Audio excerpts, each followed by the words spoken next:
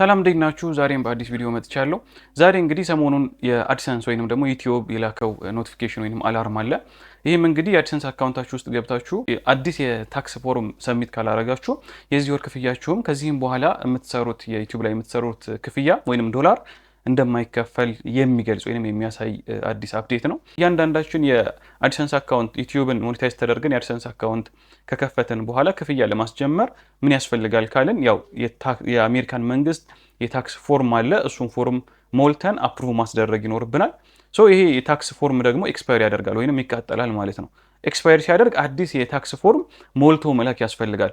ስለዚህ ኤክስፓየር ያደረገባችሁ ሰዎች ይህንን ገብታችሁ አድሰንሳችሁ ውስጥ ገብታችሁ ቼክ አድርጋችሁ ኤክስፓየር መሆኑን አለመሆኑን አረጋግጣችሁ ኤክስፓየር ከሆነ አዲስ የታክስ ፎርም ሰሚት ማድረግ ግዴታ ነው ማለት ነው። ሁላችሁም ስትገቡ እንግዲህ ፔይመንት ውስጥ ስትገቡ አድሰንስ ውስጥ ገብታችሁ ፔይመንት የሚለውን ስትጫኑ ፔይመንት ውስጥ እዚህ ጋር ያሳየኋችሁ ዮር ታክስ ፎርም ኤክስፓየርስ ኦን የሚል ጽሁፍ አለ ማለት ነው። እናንተ የሞላችሁት የታክስ ፎርም በዚህ ቀኑን አስቀምጦ ቀኑ ሊለያይ ይችላል። እኔም እናንተም በዚህ ቀን ኤክስፓየር ያደርጋል። ስለዚህ አዲስ የታክስ ፎርም ካልሞላችሁ በስተቀር ክፍያችሁ ሊያዝ ወይንም ደግሞ 30% ልትቆረጡ ትችላላችሁ ነው የሚለው። ስለዚህ ምንድነው ማድረግ ያለባችሁ? ሁላችሁም ይሄንን አፕዴት ማድረግ ያስፈልጋል። ያው አክቤበታለሁ። ይሄ ኖቲፊኬሽን ከመጣላችሁ ነው የምታስተካክሉት ማለት ነው። ስለዚህ እሱን ትነኩታላችሁ። ኖቲፊኬሽኑን ያከበብኩትን ትነኩትና አሁንም ድጋሜ ይህንኑ ጽሁፍ ያሳያችኋል ማለት ነው። አፕዴት የሚያስፈልገው ከሆነ ይህንኑ ጽሁፍ ያሳያችኋል ቅድም የነካነውን።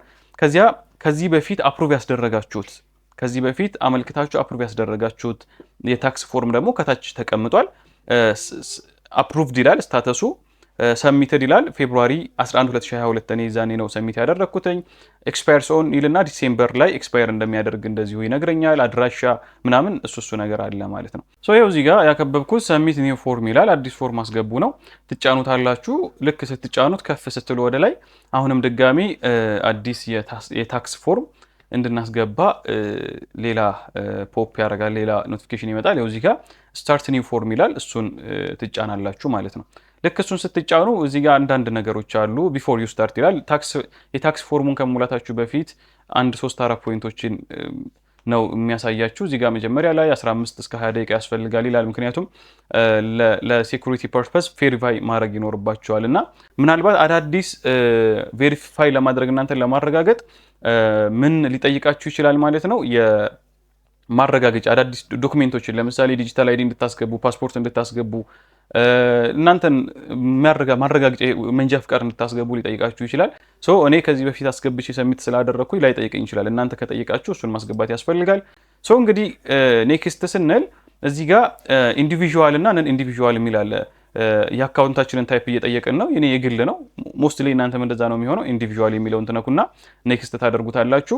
ከዚያ ወደ ታች ስንሄድ ደግሞ አርዩ ሲቲዝን ነዋሪ ነህ ወይ ወይንም የመኖሪያ ፍቃድ አለህ አሜሪካ ላይ ይላል።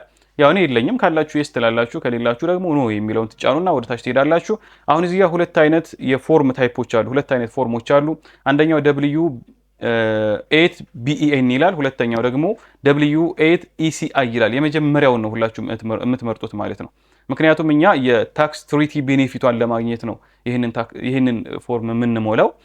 ታች ላይ ግን ከብዙ ነገሮች ጋር ይገናኛል። ለምሳሌ ዩኤስ ኢንካም ታክስ ሪተርን የምንጠይቅ ከሆነ ምናምን ነው ታችኛውን የምንሞላው እና አይመለከተንም። የመጀመሪያዋን ተጭነን ኔክስት እንላለን ማለት ነው። ልክ ኔክስት ስንል የሚመጡልን ደግሞ አሁንም ተጨማሪ መረጃዎች አሉ። ለምሳሌ ታክስ አይደንቲቲ ነው። የእናንተን ማንነት መግለጽ አለባችሁ። ስማችሁን መጻፍ አለባችሁ።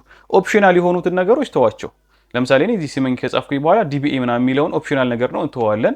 ካንትሪ ይላል። ካንትሪ ትክክለኛ ሀገራችሁን ኢትዮጵያ ነው ያለሁት፣ ኢትዮጵያ ብዬ እጽፋለሁ።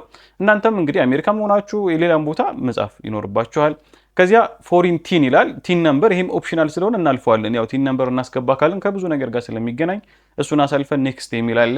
ኔክስት የሚለውን እንጫናለን። ስለዚህ ትክክል መሆን ስላለበት፣ ምክንያቱም አድሰንስ የሚፈልገው ትክክለኛ የምትኖርበትን ቦታ ማወቅ ስለሆነ ይችን ክሊክ አድርጋችሁ ነው የምታልፉት። ስትሪት አድሬሲን እንደ አዲስ እየሞላሁ ነው፣ ትክክል ያለሁበትን ቦታ ማለት ነው።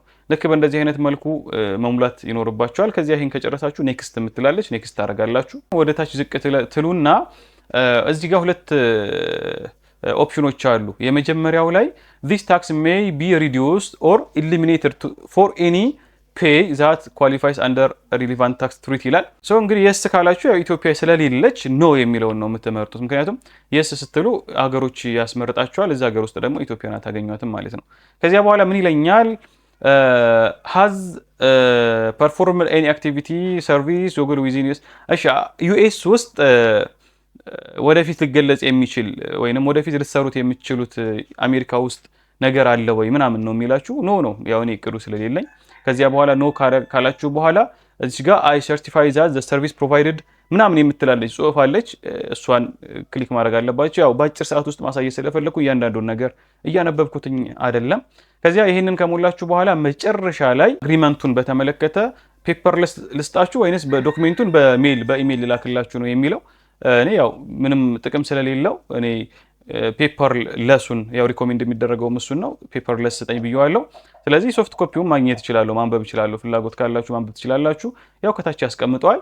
ስለዚህ ያንን ፔፐር ሪኮሜንድ የሚደረገውን ኦፕሽን ከመረጣችሁ በኋላ እዚህ ጋር ኮንፊርም ማድረግ አለባችሁ። እሷን ራይት ክሊኳን ትነካላችሁ። ምክንያቱም ማረጋገጫ ይፈልጋል እዚህ ጋር ማለት ነው። ይሄንን ማረጋገጫ ለመስጠት ደግሞ ይችን እዚህ ጋር አይ ሰርቲፋይ አንደር ምናምን የምትል ቦታ አለች። እሷን እንዲሁ ክሊክ ማድረግ ይኖርባችኋል። ክሊክ ሳታደርጉ ካለፋችሁት ምን ስለሚሆን ማለት ነው ስለማያስገባችሁ ዘን እዚህ ጋር ጃንዋሪ ምናምን የሚላለ እሱን ታልፉትና ወደ ታች እንሄዳለን። ሶ እዚህ ጋር ወደ ታች ስትሄዱ ሲግኒቸር ምናምን ይልና ታች ላይ እናንተ ትክክለኛ የኦነሩ ናችሁ ሆይ ወይንም ደግሞ እዚህ ጋር የተሰጠ መረጃ አለና ባለቤቱ ናችሁ ሆይ ሲል ያው የስ ማለት አለባችሁ። ያው ዶክሜንቶች ተመሳሳይ ካልሆኑ ልትቸገሩ ስለምትችሉ ዘን ሰሚት የሚላለ መጨረሻ ላይ ሰሚት የሚለውን ትጫናላችሁ ትነካላችሁ ማለት ነው። ይህንን እንግዲህ ይቺ ኖ ያልኳችሁ ምንድን ነው? ኖ የስ በሉ ያልኳችሁ ለምንድን ነው? ኖ ካላችሁ እናንተ እዚህ ጋር የሰጣችሁት መረጃ ለዚህ መረጃ እኔ ኦነር አይደለሁም ስለምትሉ ነው። እና አብዛኞቻችን ደግሞ ዩቲዩብን በግላችን አካውንት ከፍተን ነው የምንሰራው። ስለዚህ የስ የሚለውን ተጭናችሁ ሰሚት ታደርጉታላችሁ። ሰሚት ስታደርጉት ምናልባት የተወሰኑ ደቂቃዎች ሊጠይቃችሁ ይችላል። ያው ሪቪው ለማድረግ መረጃችሁን ለማየት ወይ ደግሞ ዶክሜንት አታች አድርጉ ሊላችሁ ይችላል። መንጃ ፍቃድ፣ ዲጂታል አይዲ፣ ፓስፖርት እና የመሳሰሉ ነገሮችን ከጠየቃችሁ እሱን መስጠት ይኖርባችኋል። ብዙ የሚያስቸግር ነገር የለውም። ያው እኔ እንግዲህ ዩር ታክስ ኢንፎ ሃዝ ቢን አክሴፕትድ ብሎኛል፣ ተቀባይነት አግኝቷል ብሎኛል። ስለዚህ አሁን የሚቀርብኝ ክፍያ የሚቆረጥብኝ ምንም ነገር የለም። በአዲስ መልኩ አዲስ የታክስ ፎርም ሰሚት አድርጌያለሁ። እናንተም በዚህ መልኩ ማስተካከል ይኖርባችኋል።